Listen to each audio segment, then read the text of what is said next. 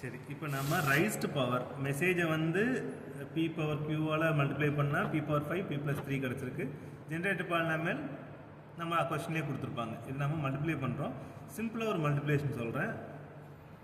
இதை நம்ம டிவைட் பண்ணுறோம். டிவைட் பண்ணுறப்ப இப்போ பி பவர் 5 வேணுமா? அப்போ இங்கே என்ன போட்டால் பி பவர் 5 கேன்சல் ஆகும்? பி ஸ்கொயர் போட்டால் இது கேன்சல் ஆகுமா? அப்போ B square into B power 3 B power 5. இந்த மேக்ஸிமம் பவரை இங்கே மல்டிப்ளை பண்ணிக்கணும். மேக்ஸிமம் பவர் இங்கே வர மாதிரி பார்த்துக்கணும்.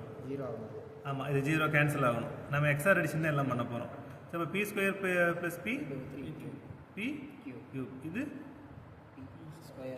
B square. சரியா?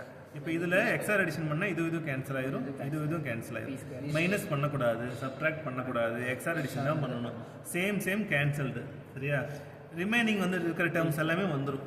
ஏன் ரிமைனிங் டேர்ம்ஸ் வந்துடும்னா, ரிமைனிங் டேர்ம்ஸ்னால் இது 0ன்னு அர்த்தம். 0வும் பி ஸ்கொயரையும் நீங்கள் என்ன பண்ணி எக்ஸ்ஆர் பண்ணால் பி ஸ்கொயர் தான் அவுட்புட்டாக வரும். ஸோ அப்போ பி ஸ்கொயர் தான் அவுட்புட். சரியா? இந்த பி ஸ்கொயரில் இங்கே பி ஸ்கொயர் வரணும் அப்படின்னா